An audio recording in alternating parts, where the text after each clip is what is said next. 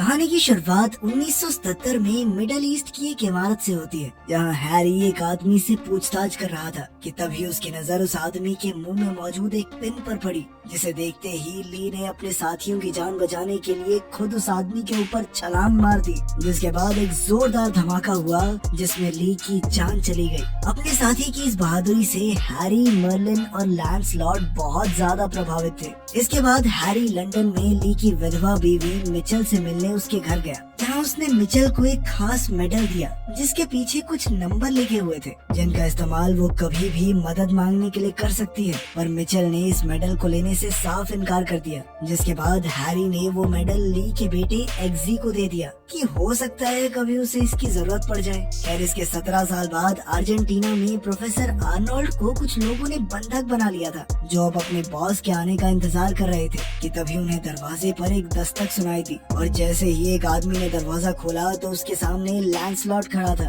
जिसने अगले ही सेकंड उस आदमी पर हमला कर दिया और फिर एक एक करके वहाँ मौजूद सभी आदमियों को खत्म करता चला गया। तभी लैंसलॉट को दरवाजे पर एक और दस्तक सुनाई दी, और जैसे ही वो दरवाजा खोलने के लिए गया तो जिजेल नाम की एक औरत ने अपनी ब्लेड लगी हुई टांगों से उसे 2 टुकड़ों में काट दिया। जिसके बाद जिजेल ने वहाँ मौजूद लाशों पर कपड़ा डालने के बाद अपने बॉस वैलेंटाइन के लिए दरवाजा खोला, जिसने कमरे के अंदर आते ही सबसे पहले प्रोफेसर से सॉरी कहा। सॉरी प्रोफेसर साहब, वो मुझे भी वायलेंस बिल्कुल पसंद नहीं है, लेकिन क्या करें, जब सीधी उंगली से घी नहीं निकलता तो उंगली टेढ़ी करनी पड़ती है। उधर लंदन में हैरी एक टेलर शॉप में पहुंचा, जो असल में किंग्समैन का हेडक्वार्टर था, जहां आर्थर हेड टेबल पर पहले से ही बैठा हुआ था, और वो सभी लोग एक दूसरे को देखने और बात करने के लिए एक खास किस्म के चश्मों का इस्तेमाल कर रहे थे। मीटिंग के दौरान हैरी का कहना था कि उन्हें अपने दोस्त की मौत का बदला किसी भी हाल में लेना चाहिए। इस पर मर्लिन ने हामी भरते हुए बताया कि प्रोफेसर आर्नोल्ड को अगवा कर लिया गया है और अब उन्हें जल्द से जल्द प्रोफेसर को उन गुंडों से छुड़ाना होगा। खैर, लैंसलॉट के मरने के बाद अब किंग्समैन में एक आदमी की जगह खाली हो गई थी,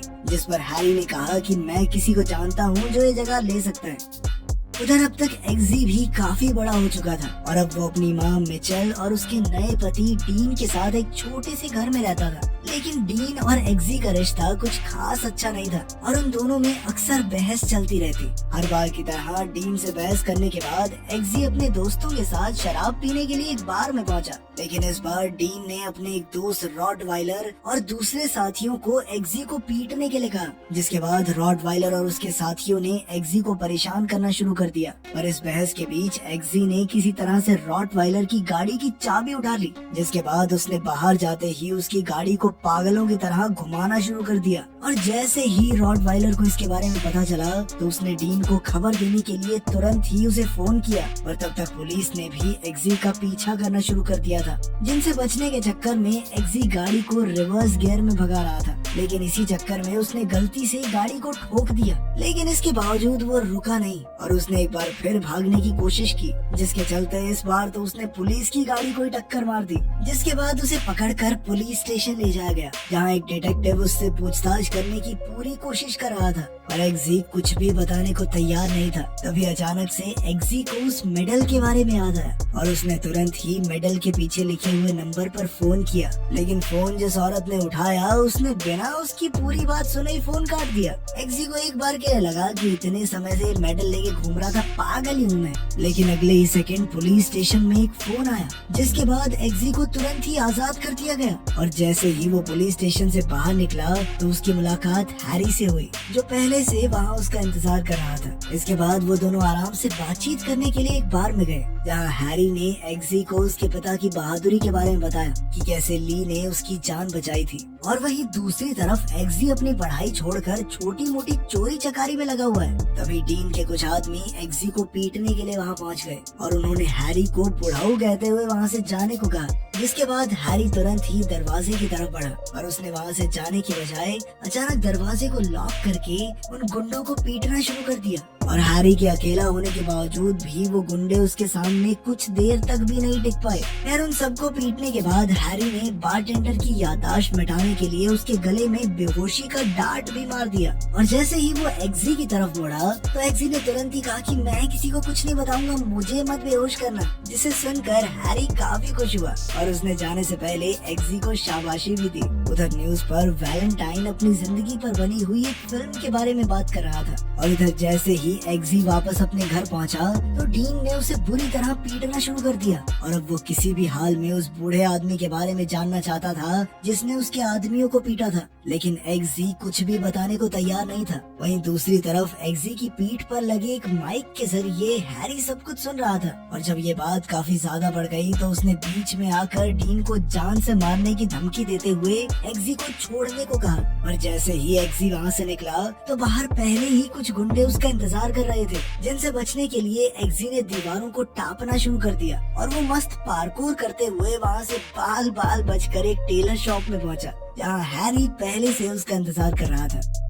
एग्जी के वहाँ पहुँचते ही वो उसे पीछे के कमरे में ले गया जहाँ उसने एग्जी से पूछा कि क्या वो हमेशा के लिए अपनी जिंदगी को बदलना चाहेगा, क्योंकि अगर वो किंग्समैन का सदस्य बन गया तो उसकी जिंदगी पूरी तरह पलट जाएगी। एग्जी के हामी भरते ही हैरी ने उसे एक खुफिया रास्ते में ले जाते हुए बताया कि असल में किंग्समैन दुनिया की सबसे खतरनाक इंटेलिजेंस एजेंसी है। इसके बाद वो दोनों बुलेट ट्रेन में बैठकर शहर से दूर एक बहुत बड़े बंगले में पहुंच गए जहां एग्जी ने पहली बार किंग्समैन के बेस को देखा। इसके बाद मर्लिन उसे एक कमरे में ले गया जहां 8 और उम्मीदवार मौजूद थे, जिनमें से एक ही किंग्समैन का सदस्य बनने वाला था। इसके साथ ही मर्लिन ने उन्हें बताया कि ये दुनिया का सबसे खतरनाक जॉब इंटरव्यू होने वाला है। मर्लिन के कमरे से निकलते ही सभी लोगों ने अपना अपना परिचय दिया। उन सब से मिलने के बाद एग्जी ये तो अच्छे से समझ गया था कि वो उन सब से बहुत अलग है। रात के समय सभी उम्मीदवार सोने की तैयारी कर रहे थे, पर कुछ ही देर बाद अचानक उनके कमरे में तेजी से पानी भरने लगा और देखते ही देखते वो सभी लोग पूरी तरह से पानी के अंदर डूब गए। सभी लोग ऑक्सीजन मास्क बनाने की कोशिश कर रहे थे, पर वहीं एग्जी का ध्यान एक शीशे पर गया और उसने तुरंत ही उसे तोड़ने की कोशिश की। वहीं उस शीशे के दूसरी तरफ मर्लिन खड़ा हुआ था और उसके वहाँ से हटते ही वो शीशा टूट गया। एग्जी को उसकी सूझबूझ के लिए शाबाशी देते हुए मर्लिन ने उन सभी को बताया कि वो लोग अपने पहले टेस्ट में फेल हो चुके हैं क्योंकि उन्होंने अपने एक साथी को मरने के लिए पीछे छोड़ दिया। जिसके बाद सभी उम्मीदवार तुरंत ये समझ गए कि ये परीक्षा मजाक नहीं होने वाली। उधर प्रोफेसर आर्नोल्ड ने वापस अपने काम पर आना शुरू कर दिया था जहाँ उनकी मुलाकात हैरी से हुई। हैरी जानता था कि जरूर प्रोफेसर आर्नोल्ड ने बहुत जरूरी जानकारी किडनैपर्स को दे दी है, इसी शर्त पर उसे आजाद किया गया होगा। लेकिन जब प्रोफेसर प्यार से कुछ भी बताने को तैयार नहीं हुआ तो हैरी ने उसका कान खींचना शुरू कर दिया। पर अगले ही सेकंड प्रोफेसर के सर में एक धमाका हुआ, जिसके बाद अचानक 2 आदमियों ने हैरी पर हमला करना शुरू कर दिया, जिनसे बचने के लिए वो खिड़की के रास्ते भागा। उधर वैलेंटाइन ये जानकर खुश था कि उसकी सिक्योरिटी उनके काम आई। उधर वैलेंटाइन को जैसे ही इस बारे में पता चला तो उसने तुरंत अपने आदमियों से कहा कि पता लगाओ कि आदमी कौन है, और साथ ही उसने अपने आदमियों से कहा कि उसके खुफिया काम को जल्द से जल्द पूरा करें। उधर मर्लिन ने सभी उम्मीदवारों को बताया कि उन सभी को एक एक पपी अडॉप्ट करना होगा जो पूरी ट्रेनिंग में उनके साथ रहेगा। इधर हैरी अपने ऊपर हुए हमले की वजह से हॉस्पिटल में दाखिल था। खैर जल्द ही एग्जी को पता चला कि हैरी को एक मिशन में बहुत ज्यादा चोट लगी है और वो हॉस्पिटल में भर्ती है। जब एग्जी उससे मिलने के लिए आया तो मर्लिन ने उसे सिर्फ अपनी ट्रेनिंग पर ध्यान देने को कहा, लेकिन ट्रेनिंग भी कुछ खास नहीं चल रही थी क्योंकि एग्जी का पपी बहुत ज्यादा आलसी था। दूसरी तरफ वैलेंटाइन अपनी फैक्ट्री में चिप्स को बनते हुए देख रहा था और वहीं दूसरी ओर हैरी होश में आ गया। अकेडमी में भी सभी उम्मीदवारों की ट्रेनिंग जोरों शोरों से चल रही थी। साथ ही हमें पता चलता है कि वैलेंटाइन बहुत पहुंचा हुआ आदमी है। एक रात वो स्कैंडिनेविया की राजकुमारी के साथ डिनर कर रहा था जहां राजकुमारी का कहना था कि उसका प्लान एकदम बेवकूफी भरा है। वहीं दूसरी तरफ प्राइम मिनिस्टर को वैलेंटाइन का प्लान बहुत ज्यादा पसंद आया। वैलेंटाइन की बात को काट कर राजकुमारी जैसे ही वहाँ से निकली तो उसके ऊपर हमला हो गया,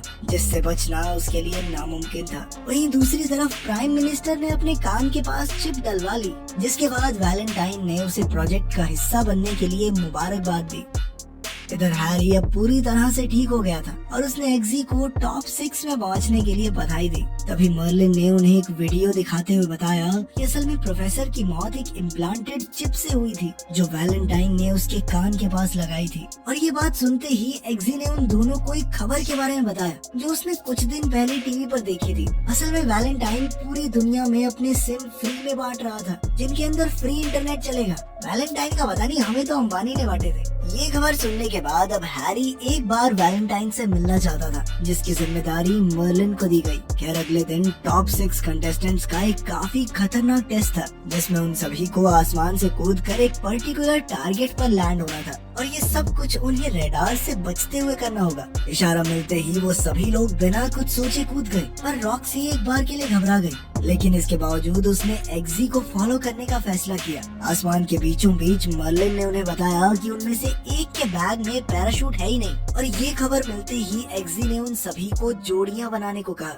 पर उनमें से कुछ लोगों ने जान की बाजी लगाने की बजाय टेस्ट में फेल होना बेहतर समझा और एक एक करके उन्होंने अपना पैराशूट खोलना शुरू कर दिया, जिसके बाद अब सिर्फ रॉक्सी और एग्जी ही बचे हुए थे। और जैसे ही उन्होंने रेडार डिटेक्शन को पार किया तो एग्जी ने रॉक्सी का पैराशूट खोल दिया, जिसके बाद वो दोनों सही सलामत टारगेट पर लैंड कर गए। टेस्ट के बाद मर्लिन ने एग्जी और रॉक्सी को पास तो कर दिया पर एग्जी कहने लगा कि आखिर मेरे ही बैग में पैराशूट क्यों नहीं डाला, जिस पर मर्लिन ने कहा कि पैराशूट तो सबके बैग में था, ये सिर्फ उनके दिमाग को ट्रिक करने के लिए एक टेस्ट था। उस रात हैरी वैलेंटाइन के एक चैरिटी इवेंट में पहुंचा जहां जाकर उसे पता चला कि हैरी ने इतनी बड़ी डोनेशन कर दी थी कि वैलेंटाइन ने पूरी पार्टी कैंसिल कर दी और वो उसे लेकर एक खास कमरे में पहुंचा, जिसके बाद जिसेल उन दोनों के लिए खाना लेकर आई, जिसे खाते हुए हैरी ने वैलेंटाइन से थोड़ी बातचीत की। लेकिन तभी अचानक वैलेंटाइन ने उससे पूछा कि तुमने जासूस मूवीज देखी है क्या? और इस सवाल के बाद वो दोनों ऐसे बात करने लगे मानो एक दूसरे की असलियत के बारे में जानते हो। हैरी को अलविदा कहने के बाद जब जिसेल ने वैलेंटाइन से पूछा कि तुमने इसे जाने क्यों दिया, तो वैलेंटाइन ने बताया कि मैंने इसकी ड्रिंक में एक माइक्रो नैनो चिप डाल दी थी। उधर हैरी को भी वैलेंटाइन के एक चर्च ग्रुप से जुड़े होने की खबर मिली। इधर वैलेंटाइन एक बार फिर से स्कैंडिनेवियन राजकुमारी से मिला जो अब भी उसकी शर्तों को मानने से साफ इनकार कर रही थी। साथ ही वैलेंटाइन ने उस जगह पर कई और फेमस लोगों को भी कैद किया हुआ था। वहीं दूसरी ओर वैलेंटाइन के फ्री सिम्स के लिए दुकानों पर भीड़ लग गई थी। खैर उधर किंग्समैन के हेडक्वार्टर्स में मर्लिन ने तीनों उम्मीदवारों को उनके टारगेट्स की फोटो दी जिनको हराने के बाद ही वो टेस्ट में पास हो पाएंगे। और जैसे ही वो ये काम करने के लिए क्लब में पहुंचे तो अचानक एक ड्रिंक पीते ही तीनों बेहोश हो गए और जब एग्जी की आंख खुली तो वो एक ट्रेन ट्रैक पर बंधा हुआ था जहाँ एक आदमी उससे किंग्समैन के बारे में पूछ रहा था, पर एग्जी ने उसे कुछ भी बताने से इनकार कर दिया और तभी एक ट्रेन उसके ऊपर से गुजर गई, लेकिन इससे उसे कुछ भी नहीं हुआ। असल में यही उनका टेस्ट था जिसमें एग्जी पास हो गया था, पर वहीं चार्ली इस टेस्ट को पास नहीं कर पाया। उधर वैलेंटाइन का मेन प्रोजेक्ट भी टेस्टिंग स्टेज पर पहुंच गया था। एग्जी की कमाल की परफॉर्मेंस के बाद हैरी उसे एक टेलर शॉप में लेकर गया क्योंकि वो एग्जी को एक बुलेट प्रूफ सूट गिफ्ट करना चाहता था, लेकिन वो उसे कमरा नंबर 3 में लेकर गया जहां अलग अलग तरह के हथियार पड़े हुए थे। और जब वो लोग वहां से बाहर निकल रहे थे तो उनकी मुलाकात वैलेंटाइन से हुई जो अपने लिए एक सूट सिलवाने वहाँ आया हुआ था और हैरी से बात करने के बाद वो चुपचाप वहाँ से चला गया। पर इसी दौरान हैरी ने उसके शरीर पर एक बहुत छोटा सा माइक लगा दिया। इसके बाद एग्जी की मुलाकात आर्थर से हुई जिसने उसे एक गन पकड़ाते हुए अपने पपी को गोली मारने को कहा और उधर मर्लिन ने भी रॉक्सी को ऐसा ही करने को कहा। एग्जी ने उस कुत्ते पर बंदूक तो तानी पर उसने गोली चलाने से इनकार करते हुए अपनी बंदूक आर्थर को पकड़ा दी और तभी उन्हें रॉक्सी के कमरे से गोली की आवाज सुनाई दी, जिसके बाद आर्थर ने एग्जी को वापस अपने घर जाने को कहा और इधर रॉक्सी को लैंसलॉट के नाम से भर्ती कर लिया गया। घर पहुंचने के बाद एग्जी किसी भी हाल में अपनी पुरानी जिंदगी में वापस नहीं जाना चाहता था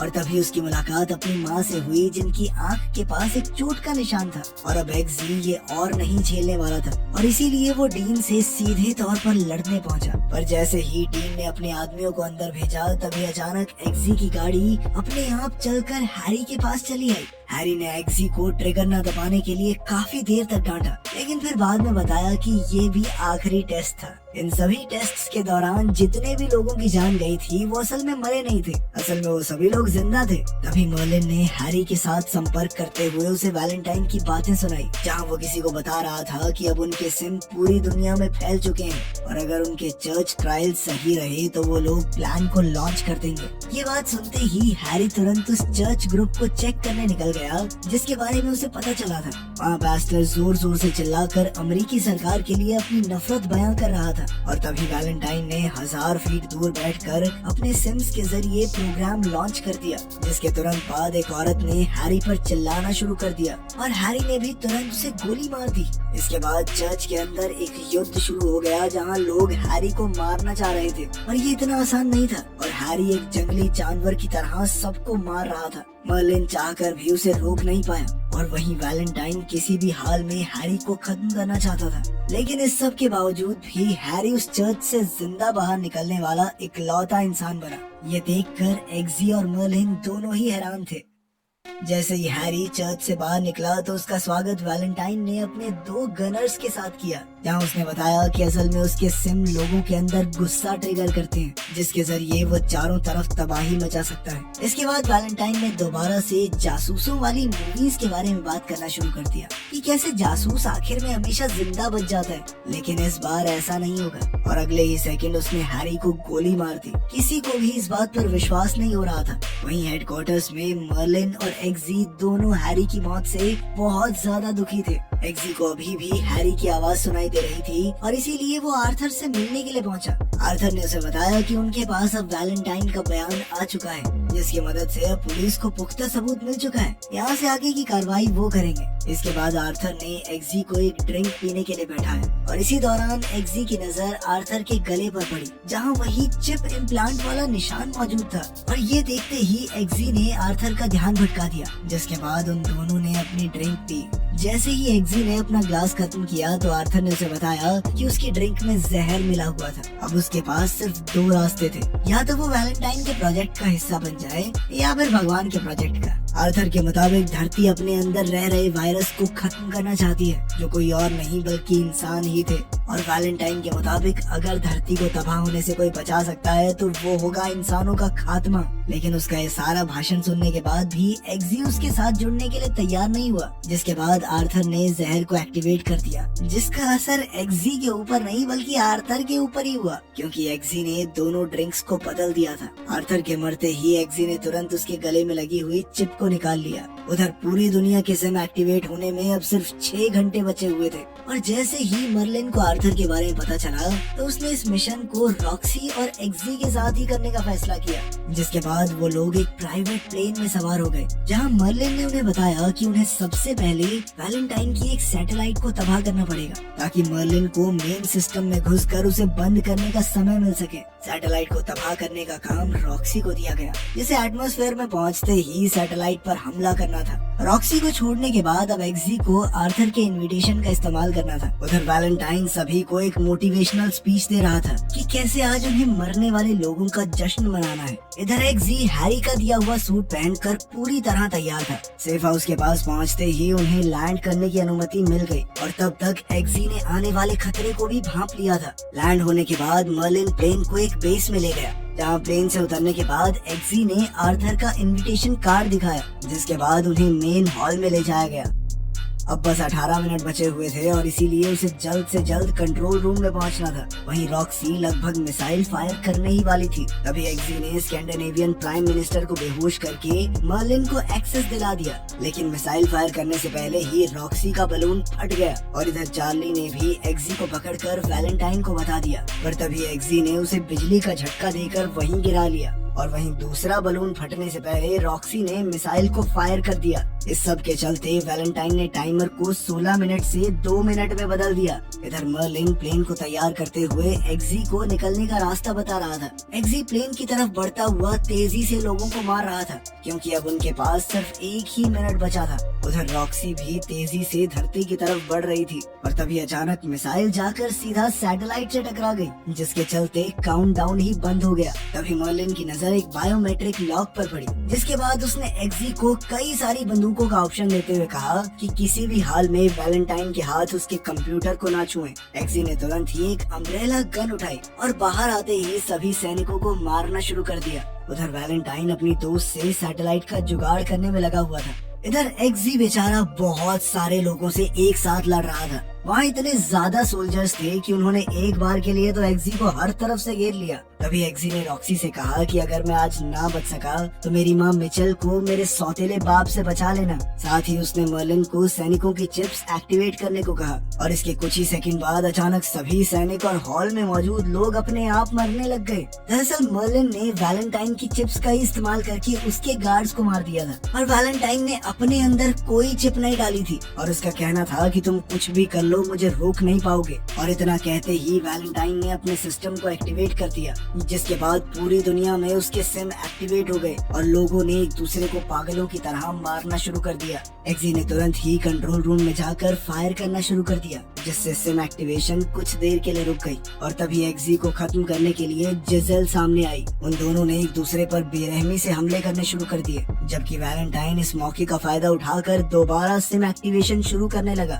जिसके बाद दुनिया भर के मैदान लड़ाई के युद्ध में बदल गए। इस चीज का एहसास एक्सी को अच्छे से था और इसीलिए उसने इस लड़ाई को खत्म करने का फैसला किया, जिसके बाद उसने अपने खास जूतों के जरिए जिजेल के हाथ पर जहरीली चोट मार दी, जो उसे खत्म करने के लिए काफी थी। इसके बाद उसने जिजेल की ब्लेड वाली टांगों से वैलेंटाइन पर हमला करके दुनिया भर में हो रहे खून खराबे को रोक दिया। एक्सी के मिशन पूरा करने पर सभी लोग काफी खुश थे। सब कुछ ठीक करने के बाद जब एक्सी वापस अपने घर आया तो मिचेल डीन के साथ ही बैठी हुई थी और एक्सी ने अपनी माँ को बताया कि एक नई नौकरी के साथ साथ उसे नया घर भी मिला है और अब वो लोग वहाँ जाकर रहेंगे। और डीन ने मिचेल को वहीं रोक दिया, जिसके बाद एक्सी ने बिल्कुल हैरी के अंदाज में दरवाजे के पास जाकर उसे लॉक कर दिया ताकि वो डीन को सबक सिखा सके। वीडियो पसंद आई तो लाइक कर देना, चैनल को सब्सक्राइब कर लेना। मिलते हैं अगली वीडियो में।